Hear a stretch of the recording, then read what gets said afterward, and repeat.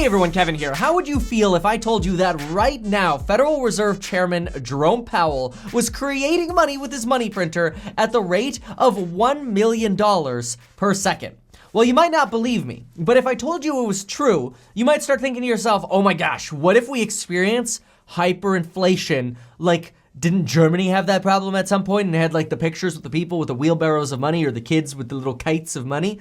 Yeah, and that might lead you to think, okay, how do I plan for this? I should buy a wheelbarrow. Because after all, the people who got rich in the gold rush weren't necessarily the gold miners, but the people selling the pickaxes, right? So if we're gonna all need wheelbarrows for our money, you may as well get in the business of buying a wheelbarrow. Well, hold that thought. But I am going to break down what's happening with our financial system actually printing $1 million per second, and an economist's point of view on whether or not we need more stimulus, and would more stimulus prevent the next Great Depression? Well, let's get into exactly what his expectations are. And honestly, these are expectations that have been echoed by a lot of economists. This is just very well broken down, and I'm gonna simplify it in plain English. Because honestly, when you read a bunch of reports from economists, not even a full cup of joe can help you stay awake afterwards.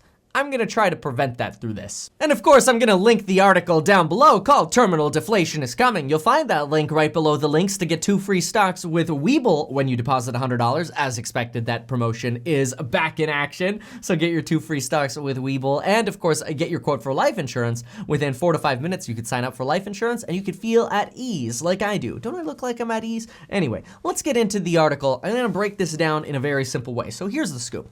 The author starts the article by saying, look, we're in unprecedented times. Not only are we in unprecedented times, but we're basically conducting what he refers to as unprecedented experiments in monetary policy. That doesn't necessarily, in my opinion at least, make us feel good, especially when he says that our system is growing to a $9 trillion balance sheet created since the Great Recession, and that essentially we are injecting about $1 million into the financial system every second. And so obviously this has us fearful of what he calls an inflationary disaster. And how could you blame that? Because when we think of money printing, that's almost the first thing that we think of.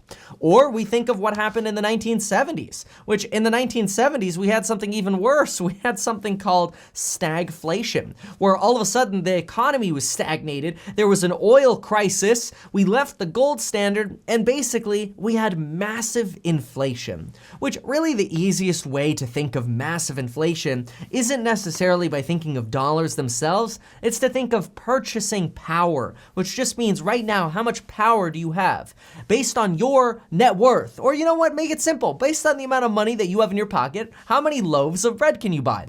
And you want to think of that in terms of, okay, well, let's say I go to my job and I make $400 a week and a loaf of bread costs about $4. I can afford 100 loaves of bread this week.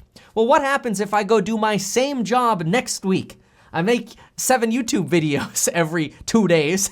And all of a sudden, instead of being able to buy 100 loaves of bread, I can only buy 50 loaves of bread. Well, my purchasing power has been reduced by half. It's like, what happened?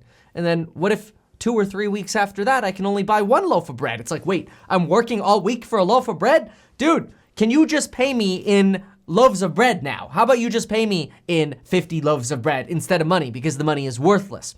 And as soon as money loses a very key element, trust, people stop using it. They start bartering their labor and their trades and other things, and all of a sudden, a currency could experience this hyperinflation. The wheelbarrows of money to convince somebody to trade you a good or a service. Well, let's see what the author here suggests happened after the 1970s era of stagflation, where the economy basically wasn't growing and we had high inflation. What happened then, and could we expect something like that now? Well, the author accurately represents that back in 1979, Federal Reserve Chairman Paul Volcker came out and said, you know what? We're experiencing such high unproductivity in our market and high inflation, what we're going to do is we are going to raise interest rates to unprecedented heights to try to push down inflation. But in doing so, Paul Volcker actually induced a recession, a very bad recession where hundreds of thousands of jobs were lost, but the inflation rate went down. And I know today we might think hundreds of thousands of jobs, we're losing millions of jobs right now. Right, well today is certainly an unprecedented time, and we'll be talking about that shortly. But what's fascinating about this is back then we had this issue of basically creating a recession to get out of high inflation. But what's weird is right now we're printing money like crazy and we're not seeing high inflation. If anything, we're kind of going in the direction of deflation, which if we keep printing money mindlessly, isn't that inflation going to come at some point? In fact, the author says that in 1923, hyperinflation happened in Germany and it stood as a dramatic warning about the threat of the expanding money supply. He says basically the threat of money printing. And that's consistently been what we think of when we think of hyperinflation. But he actually says that hyperinflation didn't come because of money printing. Instead, it came because of a political crisis. That is, there was a lack of trust and political legitimacy to where the old school Germany couldn't raise taxes anymore. They couldn't make loans anymore. AKA, nobody wanted the old Weimar Republican money. The money was worthless to the consumers. And because of this lack of trust, hyperinflation set in and you got people with wheelbarrows of money. Well, whether or not you like the United States' political system, which can tend to be its own, cluster of a problem, you probably believe, at least to some degree, that if you're going to pick a currency in the world to trust, probably the most trustful one might be the United States dollar. And so that has led to the United States' ability to basically print money like crazy without us seeing hyperinflation. But what's actually happening in the market right now? And that's where the author goes on to say, well, right now, we're actually starting to see more of a threat of deflation than inflation, even though we're printing money like crazy. And now it helps to understand, okay, well, if inflation is running around with a wheelbarrow full of money and all my wheelbarrow of money is buying way less loaves of bread than it used to, and I don't really want this money anymore, it's kind of a hassle to deal with and it's kind of worthless, that's inflation. Well, what then is deflation? Well, the author goes on to say that deflation is what you might imagine you'd see during a time of the Great Depression. The Great Depression was a time where folks, instead of standing in line to buy gas because of gas shortages, were standing in line at soup kitchens just to be able to survive. There was no work. You had a stagnant economy. Nobody wanted to spend money due to rampant deflation and a reduction in prices. And all of a sudden, you have one of the worst economic periods in history. Well, could that happen again today? And what is deflation? Well, other than that grim picture I just painted for you of what deflation looks and feels like, what does deflation actually do to your money? Well, it actually means that you can buy more loaves of bread because your purchasing power actually goes up as the prices of things come down. So let me ask you this. If you had $400 in your wallet today and you were able to buy 100 loaves of bread today, but I told you that next week that same money could buy you 150 or 200 loaves of bread, well, you might be tempted not to spend that money. And that's kind of exactly what happens in a deflationary time. In fact, I drew this very high-tech picture here that says we're motivated not to spend money. And when we're motivated not to spend money, what happens? Well, then companies have to drop prices because we're not spending. And in order to convince people to spend, companies drop prices. But when companies drop their prices, that just confirms that we were right. Even though we're sad because prices keep going down, we were right not to spend our money. So we continue not to spend our money. which again turns into prices declining, which turns into the ability to have a job going away as companies hire less people and people get laid off, which basically means the economy loses more money overall and our entire economy suffers miserably.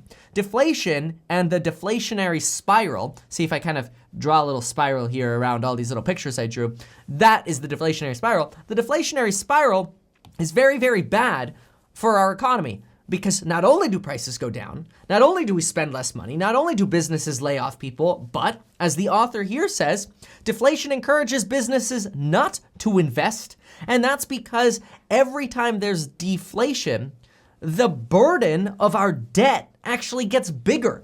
So deflation is bad because if you have credit card debt, student loan debt, car debt, or businesses have debt, or people have mortgage debt, the burden of paying off that money becomes larger as prices fall. Here's why that happens. I just went through that example and I showed you that prices come down and you could buy more loaves of bread because prices come down. But because prices come down, businesses have to start laying off people. And that means hours get cut. So your income also goes down. So you win at the beginning of the cycle by waiting and not spending money, but you end up getting screwed because now the debt you owe is more painful, your income is less, and businesses produce less revenue. So deflation is a really bad thing, especially as companies all of a sudden start laying off a bunch of people and saying things like, you know what, we're just not gonna rehire that many people back, which is oddly similar to exactly what's happening today. In fact, while 91% of people who got laid off in March think they're going to have a job to go back to, there's research that suggests only 42% of those jobs will actually be available, which means all of a sudden a lot of people are going to be without jobs, while at the same time a lot of companies are dropping their prices to encourage people to spend money. But that's just reiterating why, you know what, let's just save for these tough times coming ahead because, well, businesses could always just drop prices more. And now that I just told you even your job might be uncertain, you might be even more nervous and wanting to save. But wait a minute, if we're printing money like crazy, why would we have that deflationary problem I just talked about? That doesn't make sense. Well, the author of this article, this economist, also addresses exactly that. In fact, he suggests that the easiest thing we could do is look at the last decade, the last about 12 years. What we find is that 12 years ago, the Federal Reserve's balance sheet was only about $1 trillion. Now it's approaching $9 trillion. And how much inflation do we have? Almost none. In fact, we've missed our inflation target pretty much every single inflation reading since 2008. But it's not just us. We could also look at countries like the Bank of Japan or even the European Central Bank and even the Bank of England, all who have substantially pumped money into their economy and still have not seen inflation. So all of a sudden it's like, wait a minute, this is weird. We can't really explain what's happening, but we know that the more Jerome Powell prints his money printer, the less we're actually in a weird way seeing inflation. In fact, he suggests that deflation is already happening. It's already happening in our country. We're not only seeing oil prices plummet dramatically, and yeah, they've ticked up slightly, but over the long scale, they're way lower, especially if you look back to prices in 2008. And not only that, but we essentially had a lost decade in terms of jobs. That is, most of the benefits of the last decade, the last 12 years after the Great Recession, actually went to the highest income earners. The top 1% of families receive 49% of all income growth from 2009 to 2017. And in fact, something he refers to as the quit rate of people who just gave up working or working at the high-level jobs maybe they once had is substantially higher than it's ever been before, and that labor force total participation has never recovered to its 2007 levels. So we look at the last decade, it's like, oh, well, I mean, that overall looks like a good decade. I mean, look what the Dow Jones is doing. The market's way up, right? Well, not really. This is good for like the 1% and the people who own assets, the people who own real estate and stocks, kind of like what I teach you to do in my courses down below. But once you look at this, you go, man, it's kind of true.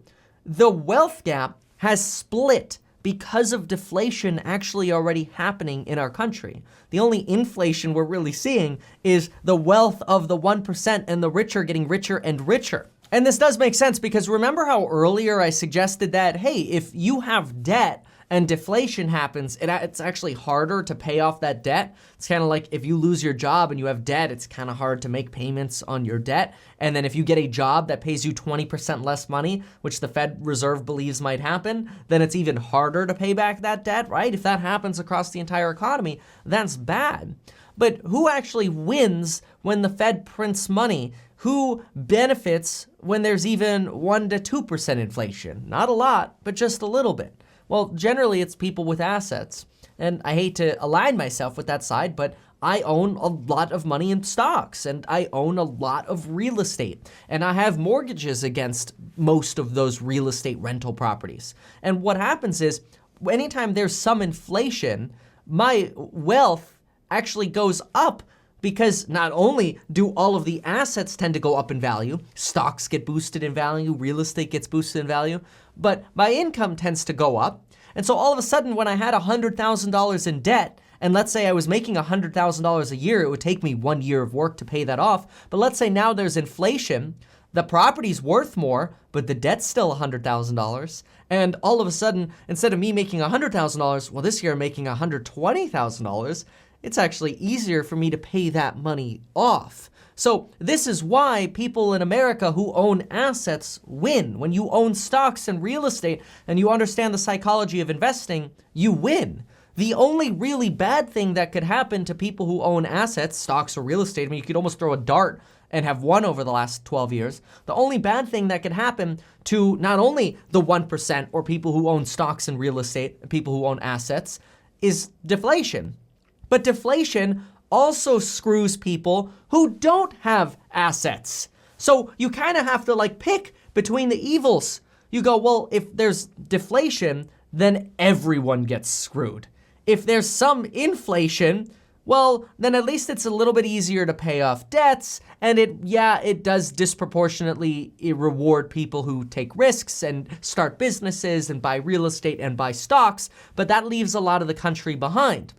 So what does the author say is the only way to solve this crap? We don't want deflation, but inflation unfairly rewards people who invest and buy assets. How do you solve it? Well, the author suggests that the only solution in this kind of crisis is not being worried about the risk of doing too much, but instead being worried about the risk of doing too little. Yeah, we should support credit markets and support businesses to help people get their jobs back. But look at this. No one-off stimulus check will reassure anyone that the lockdown will not extend through the fall or return once it has been lifted. Demand stimulus through Congress, even at an unprecedented scale, are incommensurate to this crisis. Basically, are not enough. And what instead we need is direct, universal, unconditional income support. Far from generating hyperinflation, it may be the only way to avoid a deflationary spiral that rivals the Great Depression. AKA, we need to pass the most popular bill with co-sponsorship and the petition we signed in Congress now. Support for $2,000 per month in stimulus checks. And that, in this economist's opinion, is the only way to actually prevent deflation. Thanks so much for watching, folks. Make sure if you like the way I explain things and break things down that I could do the same thing for you so that you can learn how to invest in stocks, in real estate, and the psychology of finally putting your money into assets so you too can build your wealth. And let's now keep our fingers crossed that Congress and people who are very, very important also see this video. So make sure to share this with your friends and family, and everybody realizes that, yeah, we definitely need some inflation, we don't want deflation, and golly, we better start buying some real estate and stocks. And hopefully we get some stimulus checks to help us along the way, because clearly now's not the time to worry about hyperinflation. Clearly, now's the time to worry about going back to the Great Depression.